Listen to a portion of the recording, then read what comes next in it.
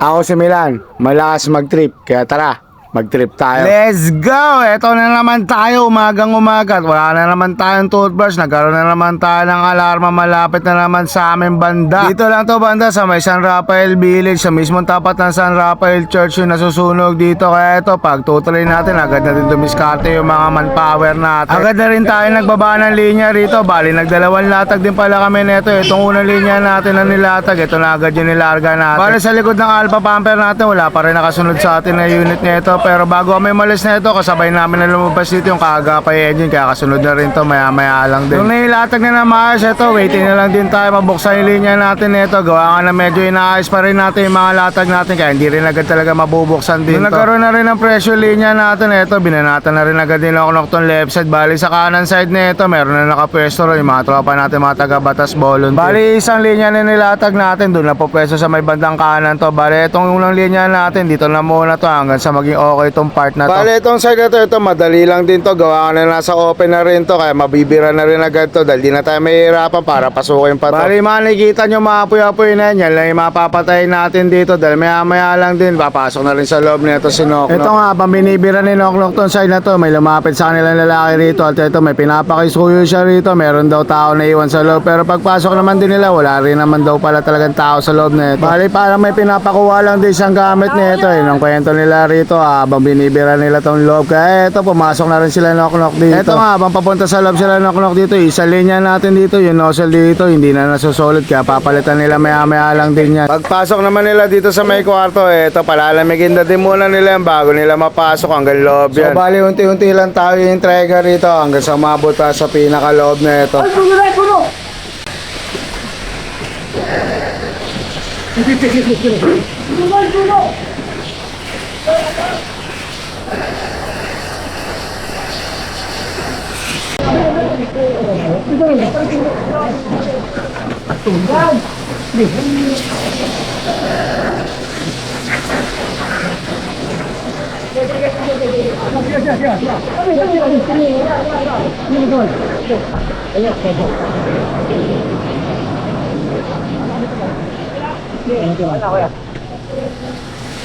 Kaya bang ano?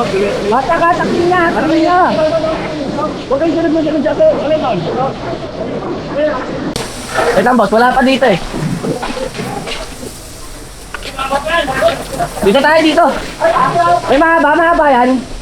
Ako wala ka sa bata. Meron dyan? Dito daw, meron.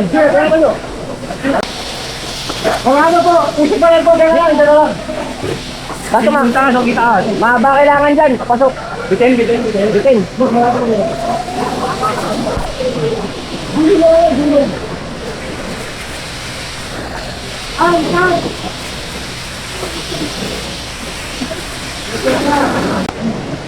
Igan sabi niya sa ano, ay ito tinawag tayo dito. May tumitira pa labas.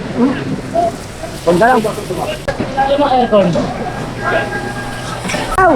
Pader na pala to! Pader! Kunin ko na lang to, Gaw. Oo. Ito. Ayaw niya ata, Tip. Ito.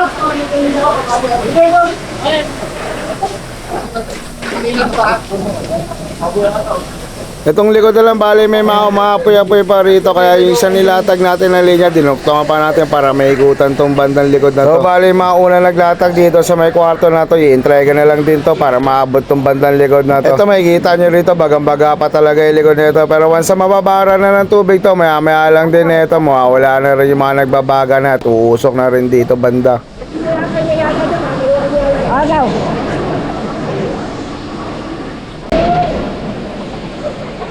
Ito may pagpalit naman yung nozzle man natin para makahawak naman mga ibang tropa natin. Bali si Junior naman yung hawak ngayon ng nozzle natin. Bali kukuha muna ng hangin sa labas dito sa Noknok para makapagpahinga natin ito muna. Kaya naman din ni Junior doon, kaya pinapasok na rin niya rito si Dodong para may kasama naman din si Junior doon.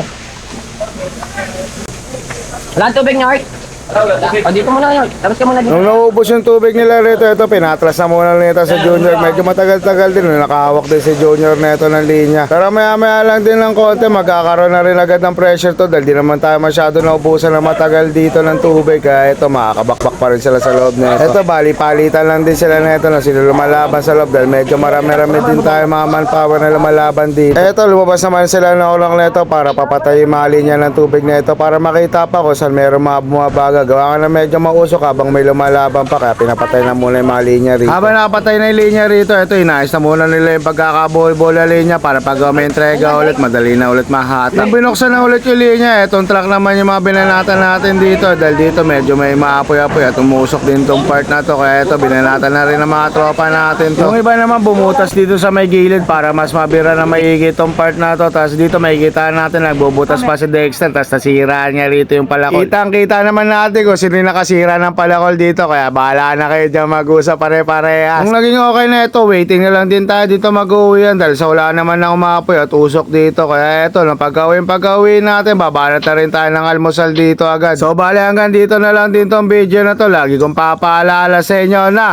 10-0, keep safe everyone.